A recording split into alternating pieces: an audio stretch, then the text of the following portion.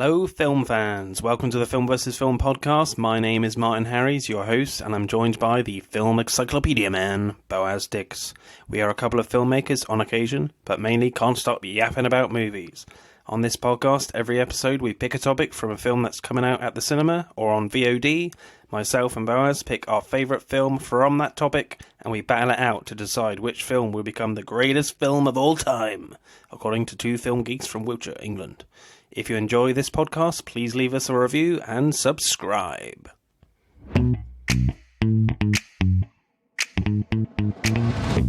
Hello and welcome to this week's Film vs. Film podcast. As ever, I'm joined by the Mr. Encyclopedia Man, Boaz Dix. How are you, sir? I'm fine. Human calculator. Thank you. Yes, of course. Yeah. This week your name is Powerful Keys. Maybe That's you have weird. Why is that weird? That's just odd, isn't it? Suppose I'm like the key maker from The Matrix. Possibly. I'm part Chinese. I don't know. This week we are doing bottle films. Films about bottles. Yeah, just alcoholic films. Yeah. But no, I hear you ask, what is a bottle film? Well, a bottle film is where a film is set in entirely one location. So, And it can include a bottle. It can be set in a bottle. That would film qualify. Malcolm and Marie comes out on the 5th of February on Netflix. We're going to have a look at that. Nice. We're going to have a look at bottle films. So, Boaz, what is your pick for this week? Yeah, my pick is 10 Cloverfield Lane. Yeah. Cool. What do you want to do first? Why did you choose 10 Cloverfield Lane? Because when you said bottle film, I wasn't exactly sure what that was. I Googled what they were, like a list, and top of the list was 10 Cloverfield Lane. And I thought, I remember the trailer to that. That looked pretty awesome. And so, yeah, that's why I picked it. I mean, I didn't do the same as that, but... yeah, much more honest. Yeah, whatever. But no, I'm glad you picked this one. I really enjoyed it. I had seen it before. I got it on Blu-ray, so it's cool to revisit this. Should we get to... You've got basically everything on Blu-ray, though, aren't you? Me? Well, yeah. Not everything. Yeah. Do you want to tell us a little bit what it's about first? Yeah, sure. So it's about a woman... I'm really terrible with names. Sorry about that. Called Michelle. Michelle, that's the one. So, okay. I think that was the only name I didn't remember. So, right. But it said enough in the film. You'd think it would have seared into my brain. But anyway, so it's about a woman called Michelle. She breaks up with her boyfriend and she just leaves town. You're not really given much context why. She gets involved in a car accident and wakes up in, an underground bunker with a broken leg, chained to the wall, with a guy called Howard, played by John Goodman. Yeah, played by John Goodman, who does an amazing job. He's really quite intense. And he tells her, he hasn't kidnapped her or anything like that, because that's immediately what she thinks. She tries to escape, tries to stab him, basically, with a crutch, which is pretty awesome. But he tries to explain to her that I haven't kidnapped you. There's been like an alien invasion, and I've actually saved you. And so that's the basic premise of the movie. As you'd perfectly imagine, she doesn't quite buy this.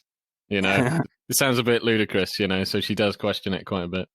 So, should we do screenplay first? Yeah, that's sure. Yeah, I think this film actually works really well as a sequel and an original film. Yeah. Because if you've seen the first one, this is kind of, on the outside that this is in a world where a monster has just crashed. Yeah. I'm sorry to interject, but in my opinion, I do like the film. I think it was good. I think as a sequel, I don't think it works really as a sequel. I think it's... No? Yeah, I don't know. It just seems like if you take the Cloverfield out of its name, the film still works. I think it probably works better because you don't have to... I mean, what was it? Mm-hmm. The monster that attacked in Cloverfield didn't have a spaceship, did it? So, I don't know. It kind of probably... No. I think it undercuts the premise as well of the film, because then you kind of suspect that there are monsters. Well, you could say it's just expanding on the universe of Cloverfield. Yeah. I know they did another one on Netflix, Cloverfield Paradox. Yeah. But apparently it was awful. So yeah, I've heard it's awful. But I think that's because I don't think this is a good sequel. I think it I think works more as a standalone.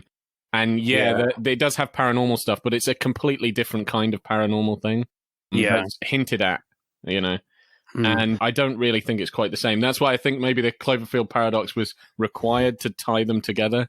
but it did a much Maybe, job. yeah. Yeah, I don't know. I think I even heard the making of this film. Like, it wasn't originally considered to even be attached to Really? Cloverfield. They kind of added it on the studio. Oh, people to would just watch make it more commercial. Yeah. To make anyway, it more commercial. Yeah. But anyway, you Okay. carry on. Sorry for that. That's all right. But yeah, as you were saying, I think if you watch it just as an original film and you haven't seen Cloverfield, the first movie, you're very much in Michelle's shoes as she's being told this story by John Goodman about this attack. Yeah. So you're on her side with the fact that, you know, she's being kidnapped. Yeah, definitely. And this, attack story from Goodman doesn't sound very plausible, No. And also the way he looks, I mean, like, I don't mean like visually. Well, he even looks quite rough, to be honest, with a rough beard, kind of unkempt. Yeah. He's just really intense and really kind of fidgety. So he does seem just like completely It's nuts. really interesting, actually, at the end. He's clean shaven. Yeah. Nuts on her. When he goes fully crazy, he's clean shaven, he changes. He looks like a dad, which is what he's saying he's kind of like at the beginning, but he looked like a serial killer. But I think it would be probably best if you haven't watched or even heard of Cloverfield to watch this film, in my personal opinion. Then I think you can buy... Because with me, I think when I started watching this, and it's even in the trailers, it's like, okay, Cloverfield, okay, there's paranormal stuff. He's saying there's an alien attack. Well, obviously there's an alien attack. We've established the paranormal exists in the Cloverfield universe. And I thought it was going to be like that for the whole of the movie. So this is where I give props to the screenplay, because I was like, she keeps trying to escape. The first 35 minutes or so, she's constantly trying to escape because she doesn't buy it. Like, this is crazy. Yeah. And then 35 minutes in the film, no, she gets irrefutable proof that this is real. And that really shocked me, because I was like, okay, where the hell is this film going to go now? Like, she knows that he's not bullshitting, so surely she should just, like, stay there. And there's very much a tonal shift, with the montages of, they're all watching that cool horror film. Yeah. And I thought that was just going to be the Monopoly and stuff. So. Yeah, I thought it was going to be the rest of the film. I was like, half an hour and this is sold? So the next is just them living till they get old in this, in this guy's basement or whatever. But yeah. I love all three of these characters, actually. I really like the debate Michelle and Emmett are having, whether this attack is real or not. And Michelle says, "Oh, how do you know that?" And then he says, "Because I told him." Oh, yeah. And then Howard cuts in and says, "Because I told him, dinner's ready." Yeah. And it's just like really quite funny and a little just sinister, I guess. Yeah. I just thought that was a really kind of cool bit, really. Yeah. No, I love John Goodman's character is amazing because, he does say kind of like really sinister, really creepy things, but then can do something very playful, and you're like, I'm trying to read this guy, Yeah, because what I read of it is that Howard and Michelle are quite intelligent characters, but Emmett, I feel like he was quite suggestible for Howard, because he says, he saw this red light go into the sky, and and it was like something out from the Bible. And that just tells me he's kind of a bit suggestible and a tad naive. He could believe anything that Howard tells him. And with Michelle, she's like, hang on a minute. So it's just creating fairly on in the film all three of these dynamics, which marry really well together. Yeah. I find it kind of funny how he's quite jealous of Emmett. Like, I mean, he's very much, Emmett is his bitch, he does what he says. Yeah, he looks down on Emmett, berates him and stuff. But I just find it funny when they start talking at the dinner table. Yeah, and I love that scene. he's like losing his shit. And it's mainly just because they're getting on really well. Well, it's really interesting, that scene, because Michelle tries to get Emmett on her side, because Emmett is talking about, it wouldn't be really cool to like have like tattoos and stuff, and he notices he's got Monopoly. He's like, we should really play Monopoly together. That'd be really cool. Yeah. And then Michelle is just like, hang on a minute, I can try and manipulate this here. Yeah. And she kind of says, oh yeah, I really like playing board games as well, blah, blah, blah. And she's like, oh, can you pass me the salt? And the pepper, and she kind of like grazes his arm, and Emmett's like, oh, what are you doing? Yeah. And a bit before that, Howard is like, Emmett, can we like eat in peace, please. Michelle wants to eat in peace. So that kind of prompts Michelle to be like, hang on, I can try and manipulate this. Yeah. And then all of a sudden, bang, Howard goes nuts on Michelle. Like, I've only been nice to you and I've saved your life. Is this how you... And I've had no gratitude. And it was just like, you just get a reminder that Howard is intelligent. You're not going to pull the wool over his eyes. He is not to be fooled. Yeah. I think the build-up in suspense is quite amazing. There's so much suspense in this film. That's really what sells it. And just how it's done is like, it's just magnificent, you know? There's scenes like that. I mean, it starts off, you know, quite suspenseful. I mean, it starts with a car crash. I actually thought and I love that's how they introduced the opening credits, because I thought there was something wrong with my connection. Yeah, I think. Yeah. Yeah, that was quite weird. I didn't really like that bit, if I'm honest. I was just did it pull you out of the movie? I just thought it was a bit irritating. I'm just like, why are you putting the title cards into the car crash? I'm just like, you're just breaking up the rhythm of the film. Yeah, okay. Yeah, okay, I do see that, yeah. Takes you out of it a bit. But, you know, I'm just saying, there's, you know, you've got, I don't know, there's just quite, the way things are done, suspense. And also, like, the sort of show don't tell mentality. Oh, yeah, definitely. Yeah, that's very good. One of my other little bits I quite liked is when, you know, I said Emmett's a bit suggestible, but there is a kind of a clever bit from Emmett, but you might suggest it was Michelle just telling him to do this when they're like starting to build the suit from the shower curtain, and Emmett plays on Howard's paranoia and he gets him to, and he's like, oh, Michelle could have contaminated the shower curtain, you know, going through the vent because she had to fix the air conditioning. So he's like, and then he goes and, you know, puts it in the chute waste disposal so they can get it to build the suit. And it's just kind of a really interesting, just really clever way to manipulate Howard. Yeah, definitely. Yeah, no, 100%. I thought one of my favorite scenes is the word game. Oh yeah, that's mine as well. I think that was amazing. That was so cool. Yeah. Like context as well, because it's like they've discovered that Howard is a serial killer. Yeah. That I think is a really great thing as an inciting incident, because you're like, okay, the inciting incident, the main conflict is going to be, listen, there's an alien invasion, and you think she's going to fight him through the whole thing, and then it turns out he's right. No, she doesn't believe him, tries to get out. No, it is an alien invasion, because that woman gets melted right in front of her. Yeah. And believes it, is fine with him, then discovers he's a murderer because of, is it Megan? Yeah. His daughter, yeah. He keeps talking about Megan. Daughter in air quotes. Yeah. He keeps talking about Megan. He shows her a picture of her. I thought this was all well done. And what was it? He keeps comparing her to Megan as well, so it's really strange. Yeah. And then when she fixes the air vent, it's like, she just wants to look at the sky, isn't it? That's coming up. Yeah. And she sees the scratch marks in blood of help me and stuff. Or help. Yeah. Yeah, just help. Yeah. That was amazing. And then it even shows Emmett the picture, and it's like, he's like, no, that's a girl I knew in like high school or something. Oh, because she's in the same t-shirt. Yeah. Yeah. Well, I think it was two things. It's like he goes, no, that picture is a girl I knew in high school.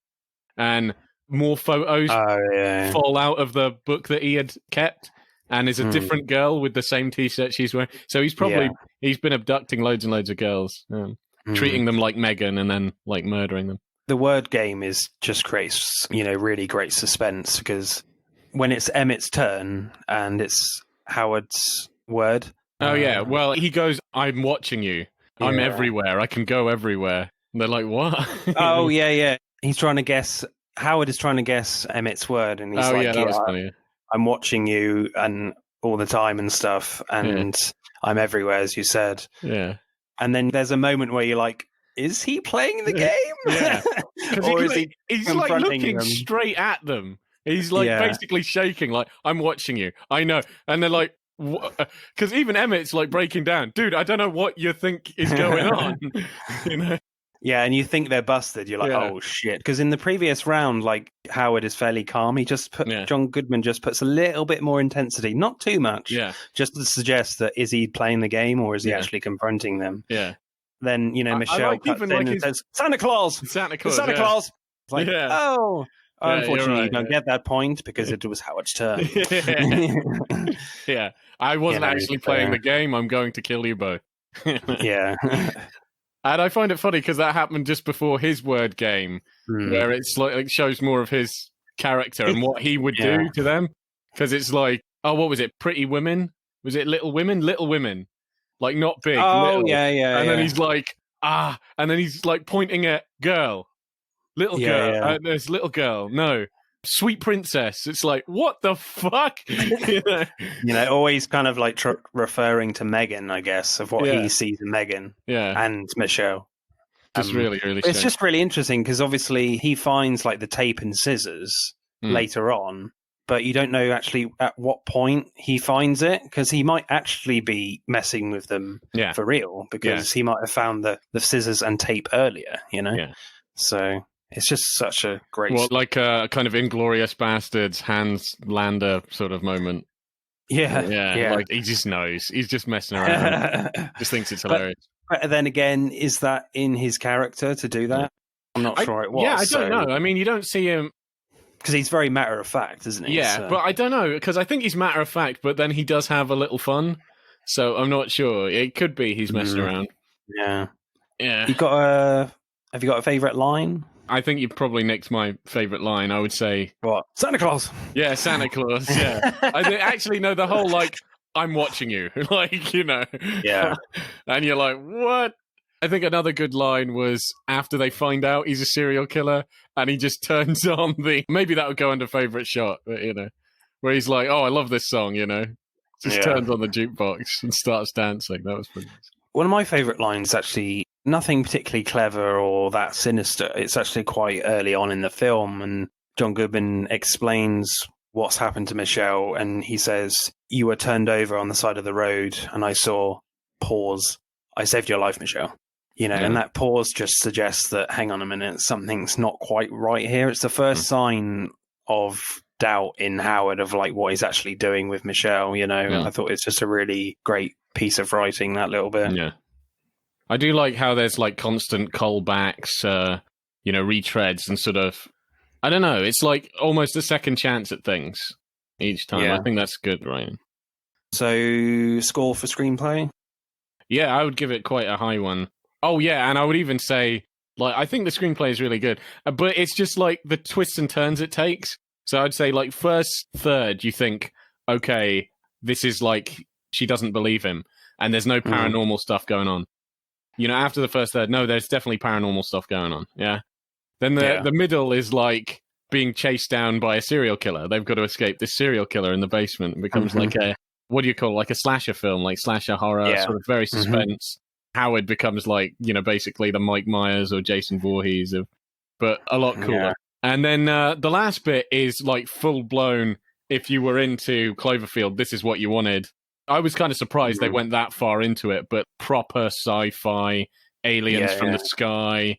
Jesus Christ, that was crazy. Pretty relentless, isn't it? that was nuts. I wasn't expecting them to go that far into it, but it just seems like you've got the film is like 3 different films, but they all meld together really well. It's really tight as well. There's like no fat on the bones of this film. It's a tight, like 100 minutes. Yeah, yeah, and I would say like basically every scene means something. It's necessary.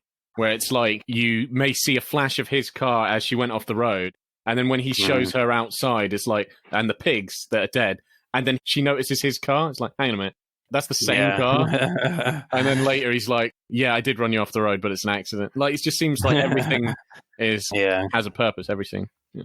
So score for screenplay? Yeah, I think it's quite a tight screenplay. I think it's really good. So maybe a 9.3.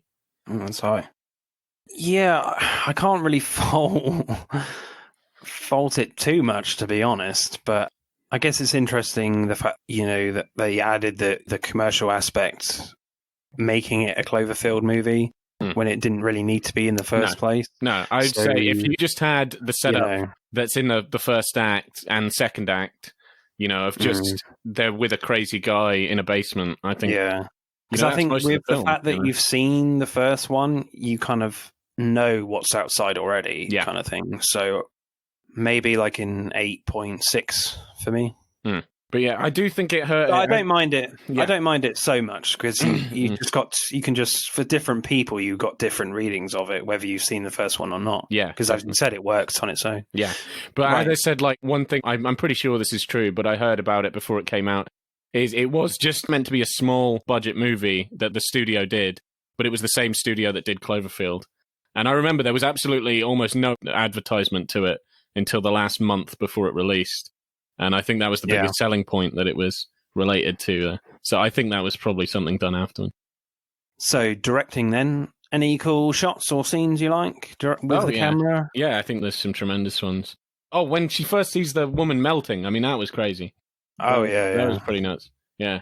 I like that scene. Yeah, it didn't scare me as much as I thought it would. No. It's used as a jump scare kind of thing, but I've seen way better jump scares, if I'm honest. No, I agree. But certainly the performance from the actress is pretty amazing, because she kind of goes from complete panic to anger and determination to get in that room, to get through the door, you know? Yeah, definitely.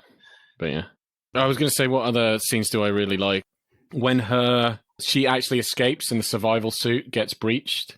And then she's freaking out. You know, obviously you would, because she's seen what that stuff will do. So you're like, oh my God, oh my God, oh my God. And she tapes it up and you're like, oh, she's probably...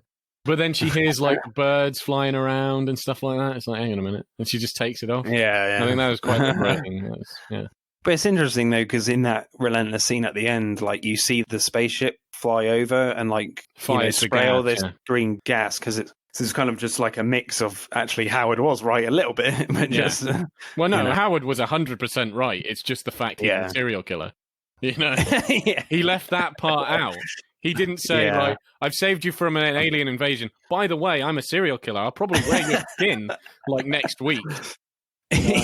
So, yeah, if he said that, I think she would be justified to kick. What do you think about the alien? I thought it was quite cute, to be fair. Well, the alien dog, I thought it looked a bit like, if you had like proper lighting on it, I'm like, that's something out of Monsters Inc., isn't it? Surely. Yeah, I'm pretty sure I've seen Sally play with that thing, and play catch with a plastic helmet. yeah, exactly. One bit that kind of, I suppose, shot wise, that sort of confused me is when she runs into the barn to hide from it, and I think it's basically Howard's dead body, and I'm like, it must be Howard's dead body. It's a big guy's dead body, but I don't think it was. He doesn't get out though, does he? No, but then I'm confused exactly who the hell it was. Like, I don't think that was very clear. Do you know what I mean? Oh, I thought it was the woman. I'm pretty sure it was a bigger. You see what I'm saying? I think that shot was confusing. I'm not exactly sure who the hell it was. Oh, right. Yeah. And I think it was just a random body, to be fair. Yeah. I don't think it was. No, then that could have been done better. That could have been done better. I didn't like that scene because I was enjoying most of the film, and when it came to be that part, I mean, as we're talking now, I'm confused. I'm confused who it was. I'm confused why they had what she was looking for. Like, she was looking for keys. Whose keys? Was it? I don't know. I was very confused exactly what the hell was going on there. Because Howard definitely doesn't get out. Yeah. Pretty sure. So, I don't know. Yeah. It's the car. It must have been someone that was in the car. Because that's the car keys, isn't it, she got? Yeah, I'm so confused. I'm so confused now. I have no idea. Literally quite confused. Certainly in that scene, has my favourite shot. Because anyway, that's my least favourite shot. I could have at least turned the bugger over so I could be like, okay, that's not Howard. And then my continuity is fixed. Because I was like, did he like teleport out of that basement? Does he know a secret way out? And then died? I don't know what's going on. Apart from that. But I did like the shot where Michelle is like running from, I think, the shed to the car. You just see her running, and in the background you see the alien creature out of focus. You know, not really seeing it very clearly at all. I just thought it was quite a nice shot, that. Because I love it in films where, you know, you don't see the alien in full glare, you know. Yeah. You just see little bits of it. Oh my God, when he shot Emmett in the face, that was amazing. That was pretty nuts. You know, where he's... that was insane. Yeah. Because there's not a lot of suspense building in that at all. Because, like, there's no music. It's all done for shock value. Yeah. The sound completely goes and slowly comes back up, you know, which I found quite good. Because it kind of mirrors the opening scene with the car accident. Because the film opens with Michelle just kind of, like, in a bit of a fluster. Because with, like, no sound... just music, and the sound effects slowly come in. You know, you hear the truck come when she's putting more petrol or gas into her car, and then you hear this phone call from Ben, and then boom, the car crash. You know, Emmett's death scene kind of married well with that opening scene in terms of sound design. I thought it was really clever. I think there's a lot of, like saying before, like rhyming with the film. You know, there's a lot of, this reminds you of a previous scene that's sort of related. Do you know what I mean? I think it does that quite well. Yeah, what's your favourite shot? Okay, so I'm going to say I love all the stuff in the bunker and what have you, but I think my favorite shot visually is when, like, the spaceship comes and everything like that. And when it comes from behind the house. Do you remember that? Yeah. And she starts running from it. Yeah, I like that. So as it comes from behind the house and it starts spraying the gas and everything, I think that's my favorite shot. Yeah. Oh, yeah. cool. I think visually it looks quite amazing, and it also, you know, well, it brings the plot to the forefront of like, oh my god, it's spraying the gas. You're going to die when it's spraying the gas, and you know, you've seen what the gas can do. So, score for directing, what are you going for? Oh. Your score for screenplay was 9.3. Yeah, I know. I think probably, the directing was really good. I think the screenplay might be better than the directing, though. Not that the directing isn't bad. The directing's amazing, but the screenplay is just incredible. So, yeah, maybe like an 8.8? Yeah, I think, you know, you flagged up an issue with where does this dead body come from and the keys situation at the end of the film. So there is a little bit of confusion there. I kind of it just blew over me a little bit. I was just in it a lot at the end, you know, so. Yeah, I think that was the only part that I suppose, like, just shook me and took me a bit out. I don't like that in films where I'm getting really into it, but then I get confused about something. Yeah. Yeah, so that peed me off a bit, but it was all right. I agree with you. I think the screenplay is the strongest aspect, for sure.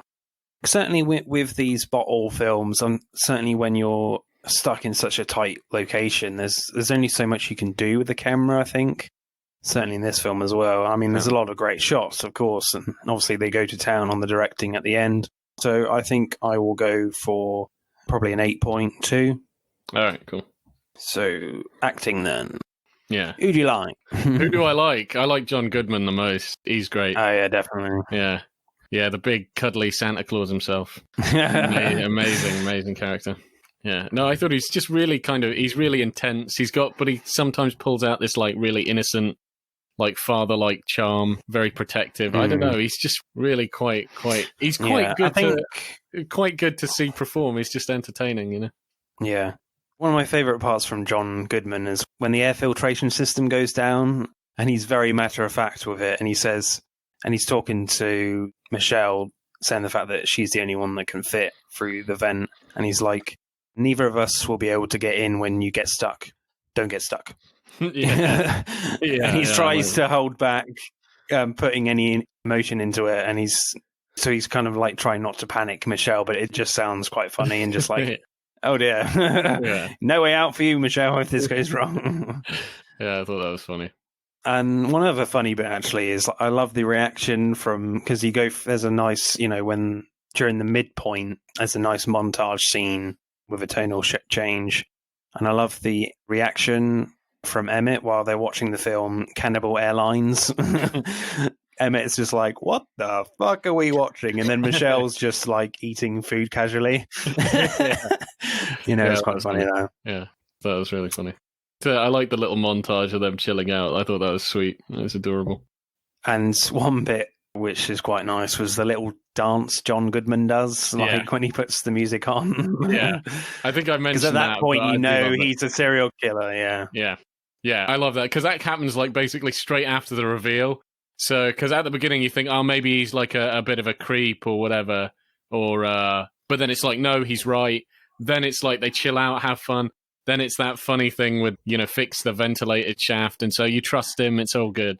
Then he's a serial killer, and then it's like turns on some music and lets out his inner.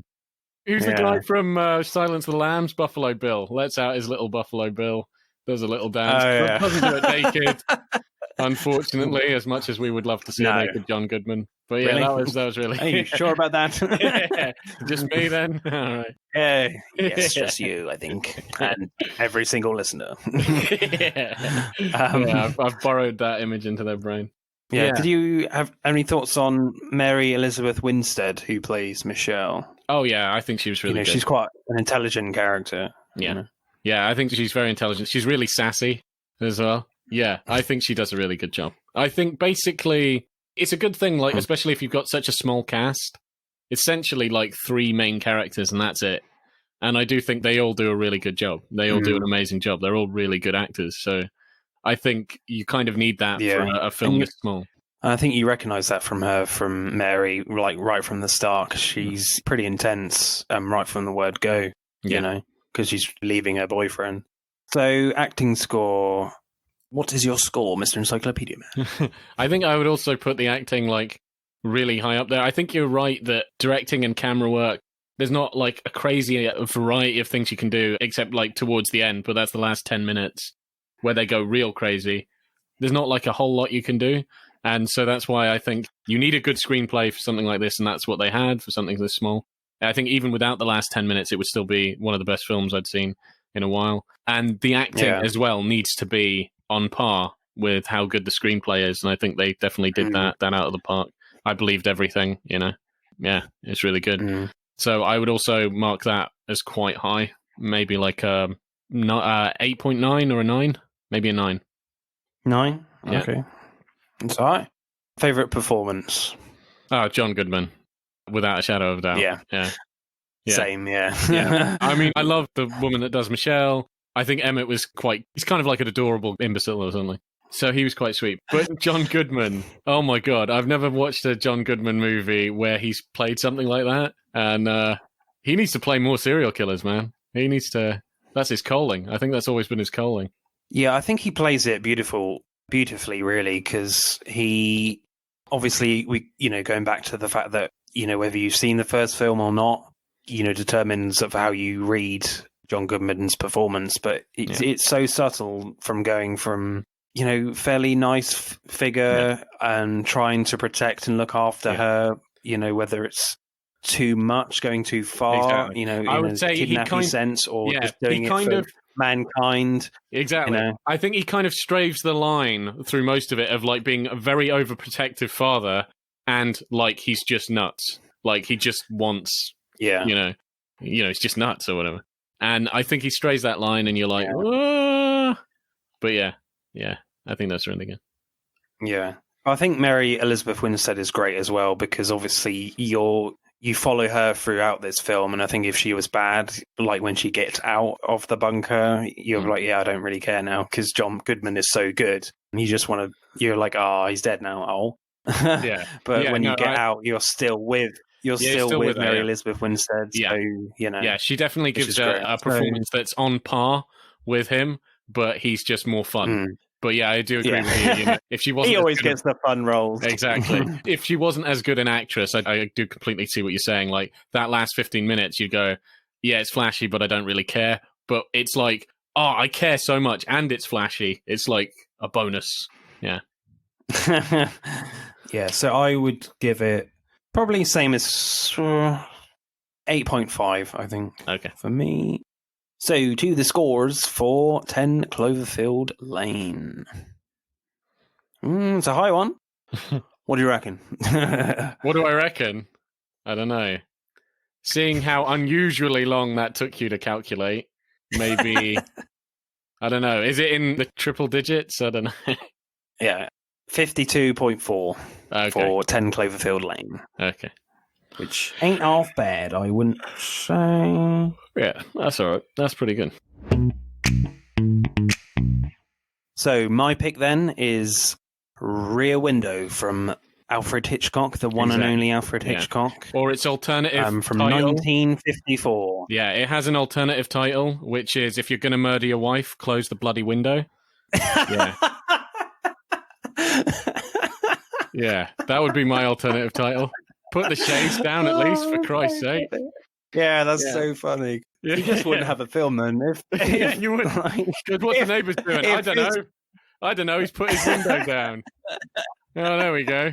Got away with murder. Yeah, it was like, fuck, the blind is broke. End of film. Yeah.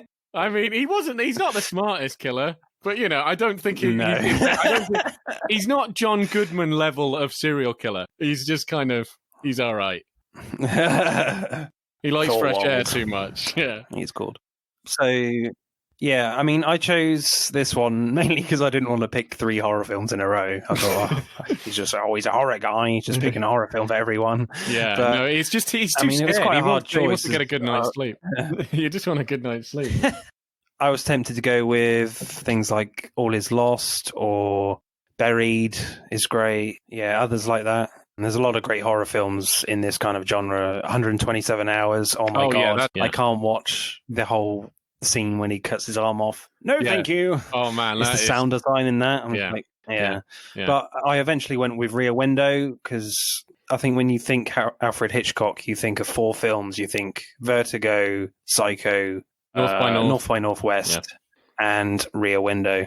So I went for this one because it's a classic, and I remember watching it before, and I was like, "This is incredible." So, what do you want to go with first? Go with the screenplay. So, Rear Window is about a man called Jeffries, played by James Stewart, and he is in a bit of a rut, really. He doesn't know whether to be with his girlfriend, Lisa, played by Grace Kelly, and he is a photographer, and you meet him when he's broken his leg, and he's stuck in his flat, and he is just looking around his neighbours and discovers something fishy going on with the guy straight across from him, and he thinks there is a murder afoot. Yeah, a foot here, foot there, a leg there, an arm there. Yeah. So screenplay then. I like how all of his neighbours that he routinely spies on have like personalities that you can keep up with throughout the film. So it's not just him and the murderer. They're not the only characters, and his friends and stuff. Got all these other kind of developed characters that he's spying on.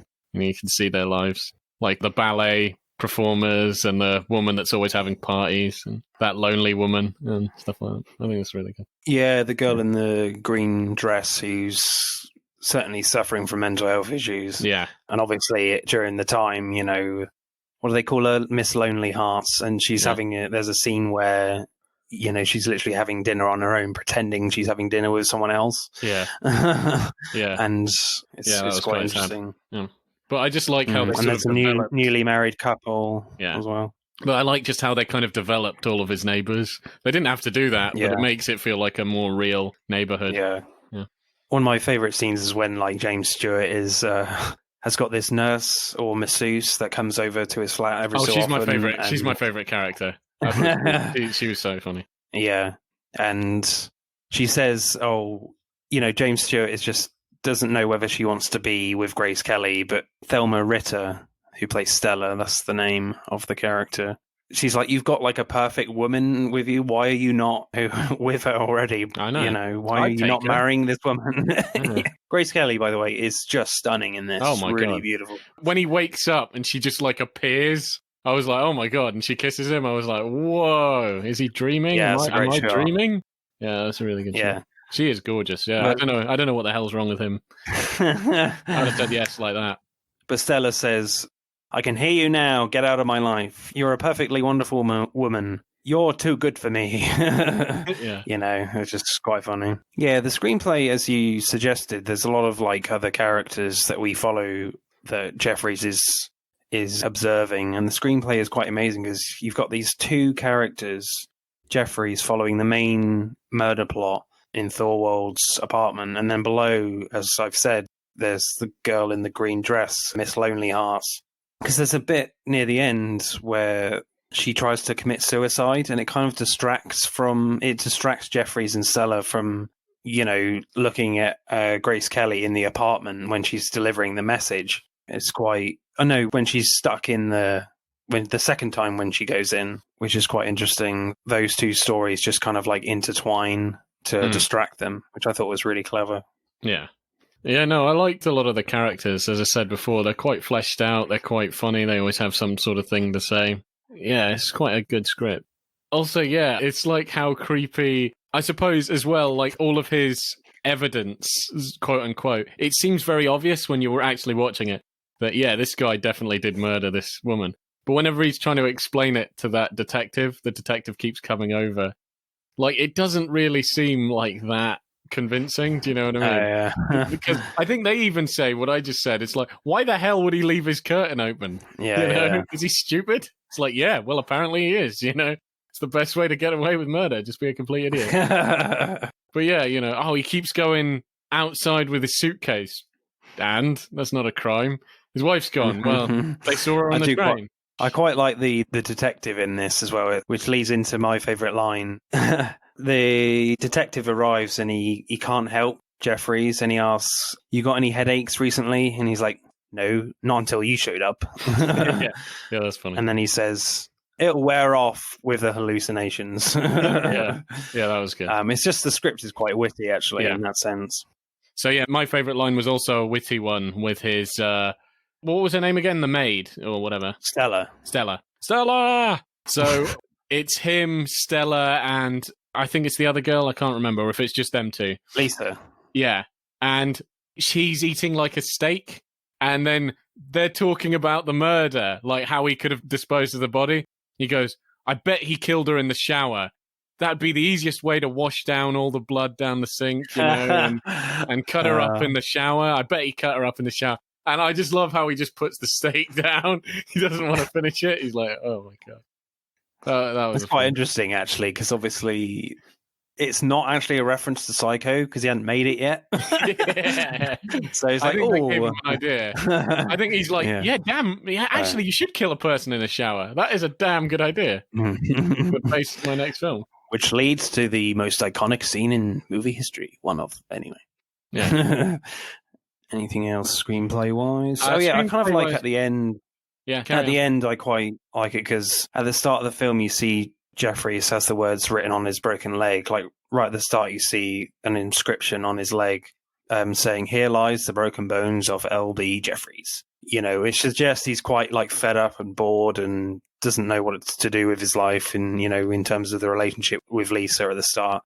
But at the end, he's like, he's got 2 broken legs, no writing on it, and he's just completely happy and in love with Lisa at the end. I thought it was just really a great way to marry the beginning and the end to sign off the film, Yeah, I think that was sweet. So score, Boaz. Score on like screenplay, I think I would give it maybe a 8.2. 8.2. Cool. I think for me, I'll probably go a little bit higher. I just love the way, you follow all these different characters, and there's definitely a journey with all of them, and it's just such a clever storytelling idea. You're seeing pretty much everything from Jeffrey's perspective through that window and in that apartment. So I'm going to go 8.6. So directing then, what do you got? Yeah, no, I really did like it. I think one of the things I liked a lot was the use of cuts, basically, when you see somebody looking really intensely at something and then you see what they're looking at. It does that quite well. It does that a lot. And I suppose the whole film is about looking and stuff. I would say one of my favorite shots is basically the shot that they open with, and I think it's really clever of how the camera goes. I think it goes like through the neighborhood, through the window, and then it goes... because he's asleep, isn't he? And he's asleep.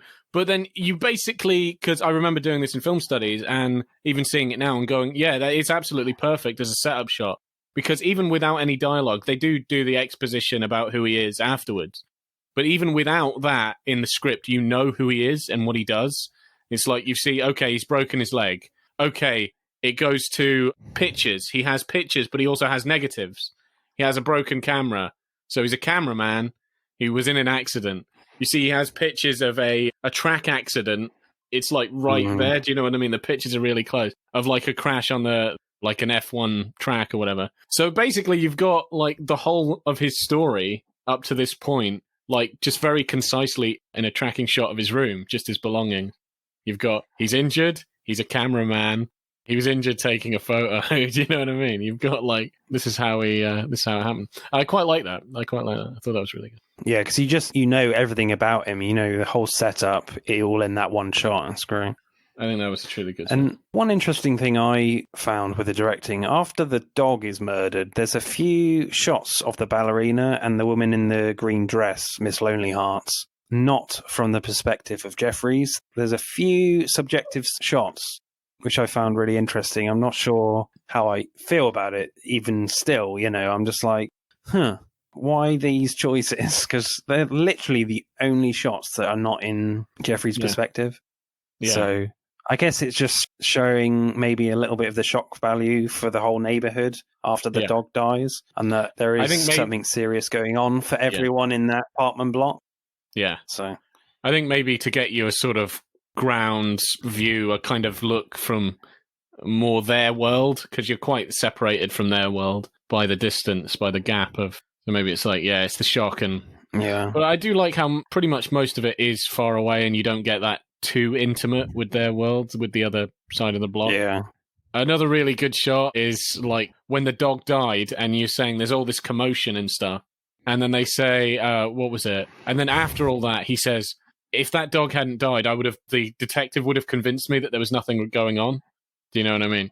Because he has postcards to and from his wife, and they found what's in the chest. It's just clothes. So he's given up. Then the dog is murdered. And then he was like, but have you seen who didn't come to the window?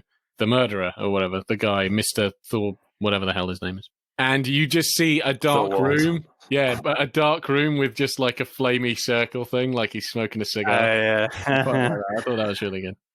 Yeah, I'm like, who has a cigarette in the dark? Yeah. Evil man. Oh, another shot that I thought was really great. I always love it in films, actually, where you have a scene where it's all kind of in fairly wide coverage shots, and then you just slap a close-up shot on one of the characters. And it happens in this film as well, where James Stewart is like, Grace Kelly comes back from Thor's apartment, and she's all excited and desperate to know what Thorwald's reaction was from the note. And in that shot of James Stewart, you see him smiling, and it's kind of like saying that he's starting to fall in love with Lisa now, you know. It's just a really great use of a close-up shot to show like a dramatic moment for romantic purposes rather than something negative. And you very rarely see that in films. So I just thought it was just a really great choice by Hitchcock there. Yeah, definitely. I like the shot where she finally gets like the ring, you know, from his apartment. He comes in, call the cops. It's like, you know, thinks she's going to get caught. She does get caught. He's like pulling her around. The cops come in.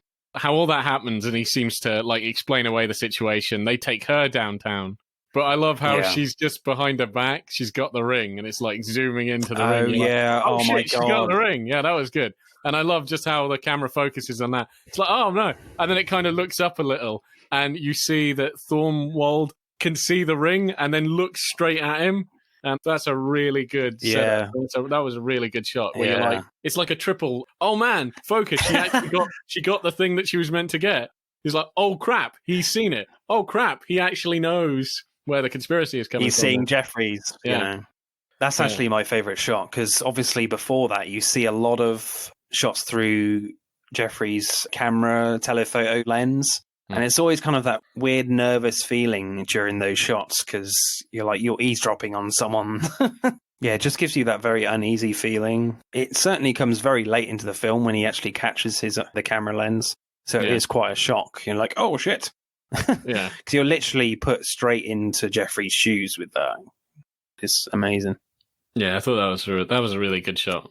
One of my favorite scenes is at the end where Thorwald's, you know, when he comes to Jeffrey's apartment, and the lighting is like amazing in that scene. He comes through the door slowly, and the lighting's really dark. You can hardly see any of his face, but his eyes are like really bright white. You can really see the whites of his eyes. And then cut to wides on both of them, and they're all in black.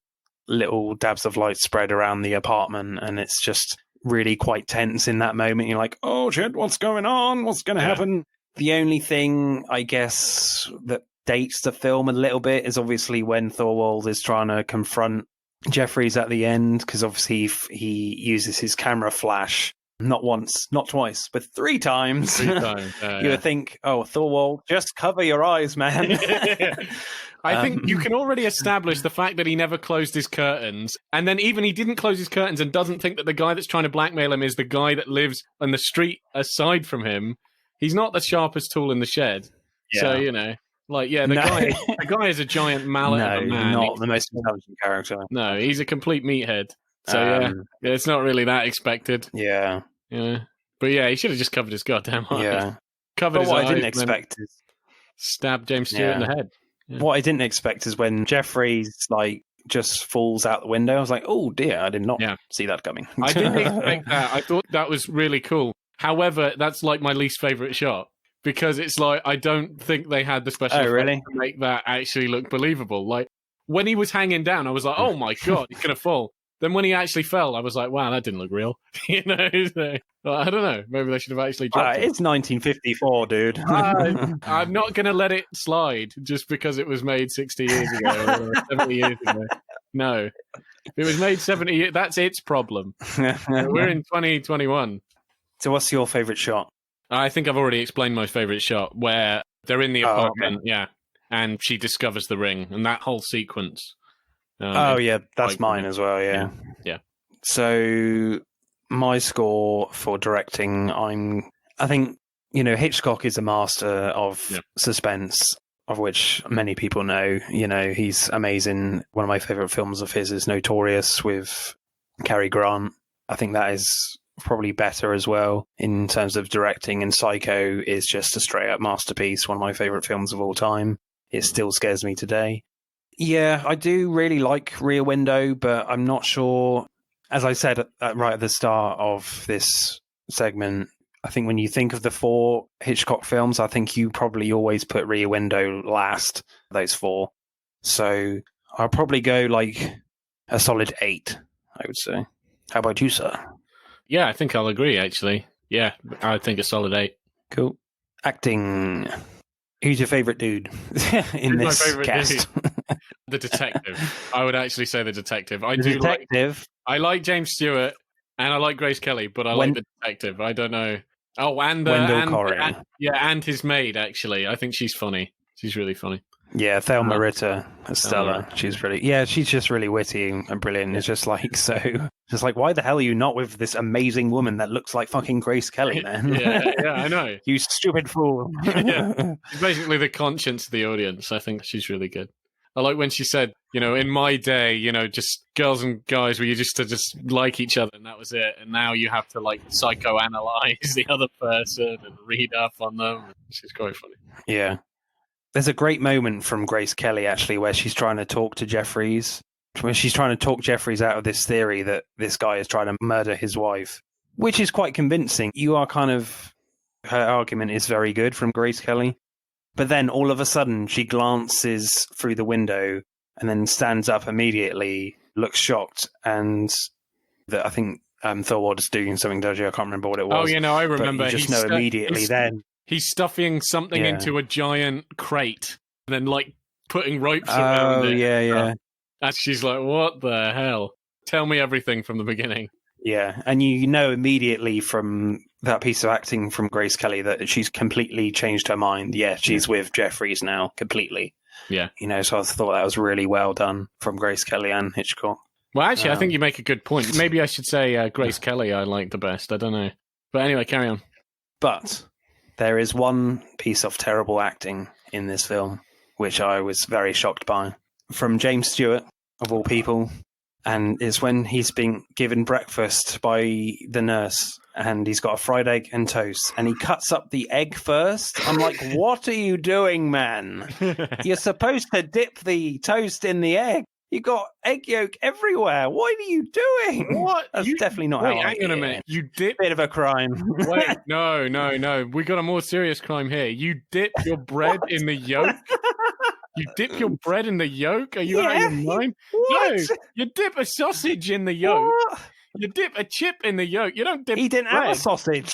Well, then what I would do is I would put the egg on the bread, cut the yolk, and spread it over the top as a sauce for the...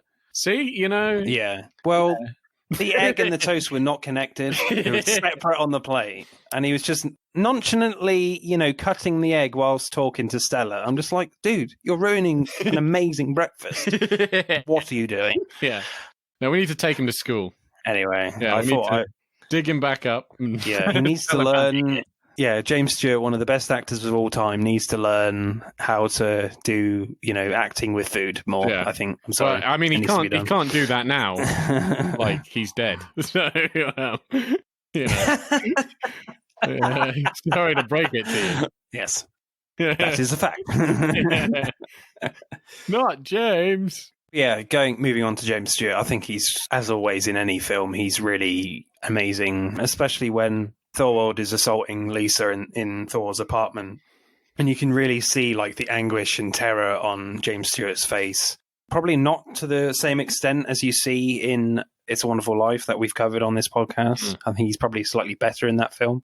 But certainly in that moment, he is amazing, and you're right with him. Yeah, definitely. Yeah, no, I agree. Yeah, a lot of really good performances, really. Maybe it's just a really difficult one, actually. Like, thinking of it, I think they do a really good job, and I quite like a lot of the characters there. You know, a lot of the main ones. I think maybe I'll give it to Grace Kelly. Grace Kelly? Yeah. Who plays Lisa? Yeah, I think she does a really good job. Like, they all do a really good job, and it's very hard to choose a favourite performance, but I might say Grace Kelly. We haven't really talked about Thorwald that much, but I think it must have been so difficult for him, the fact that he's only really got like one scene with James Stewart, and he's got to like act from like really far away, for most of the film. That must have been quite hard. Yeah, I mean, basically... And their fight was actually quite good. Yeah, same. But I do think you're right. I do think he does a really good job as well, and he is like the main antagonist. But I think you're right. It's like he's got to do a lot of physical acting and like barely any talking. He doesn't really talk until like the end. Yeah. He mainly just looks imposing, and he just, I don't know, he's just got to like just do stuff, you know, and look sort of imposing. But yeah, but his last scene is pretty good. And also it's like just how he responds to coming in there, because he comes in there all, you know, scarily. Yeah. It's like he's like a monster or whatever, because he knows. And how he pleads is like, oh, do you want money? Because I don't have very much money. It's like, he just kind of sounds like he's trying to plead with him. He's like, oh, why are you doing this? I don't understand, you know? And he's like playing innocent, but his face looks like he's going to like kill him. Fuck him up, man. Yeah, fuck him up. Break the I think I'm probably going to... Yeah, well, he does, actually. Yeah, he does. But I'm probably going to go with James Stewart, to be fair, because I think you're along this ride with James Stewart the whole time, pretty much. So I think he's got to be compelling from word go. You know, the fact that he's stuck in a chair, only in one room, that's a tough acting gig, you know, right from the start. So even in 1954 or whatever. Yeah, definitely. Yeah, I think maybe I'd rank him like Grace Kelly, and then very close to that is him, obviously, because it's his film. Yeah. And he does a tremendous job. Yeah, it's a hard one. Yeah. So acting score for me, I'm going to go 8.2, I reckon. Yeah. How about you, sir, Mr. Encyclopedia? I will go 8.5. 8.5 for Boaz. That is higher than me. Interesting. Yeah, I know. Right, let's... Doing you a solid. This could be tight, I reckon, but I think I know, looking at the scores, who will win. Yeah. Right. Let's do the scores then for Rear Window. Rear Window gets 49.5. Wow, what that's the close. Fuck? We have let a classic movie get beaten by a very good film, 10 Cloverfield Lane, that got 52.4. Exactly. Up your classic film. So Boaz actually wins an episode. Yeah, for once. Do mine ears deceive me? That's great. No, they do not. So that's it for this week. Next week, we will be tackling female revenge films, as Promising Young Woman is supposed to come out in cinemas on the 14th of February, but obviously it's closed. But hopefully it should be coming out on streaming with a fee, I suspect, on Amazon Prime, I think is the most likely one, because we record this podcast 2 weeks in advance, so it's difficult to tell. Yeah. But I am really looking forward to Promising Young Woman. I know it's out in the States already. It looks amazing. Directed by an incredible up-and-coming filmmaker, Emerald Fennell, who's done things like Killing Eve Season 2. And then she's an actor as well in The Crown. She is certainly one to look forward to. So we're going to have a look at female revenge films next week. Thank you, Boaz. As always, you have been on the ball and rather good, as usual. Rather good? You mean absolutely bloody amazing? You've been rather good. All right, I was just trying to posh it up. You know? No. All right, see you later, and good night. Bye-bye. Bye-bye. That's it for this week's pod. Thank you for listening. We hope you enjoyed it. If you would like to find out more about the podcast or suggest future topics for us to discuss related to upcoming releases, let us know on Instagram at Film vs. Film Podcast or on Twitter at FVF_podcast. Remember, please subscribe. Pod signing off.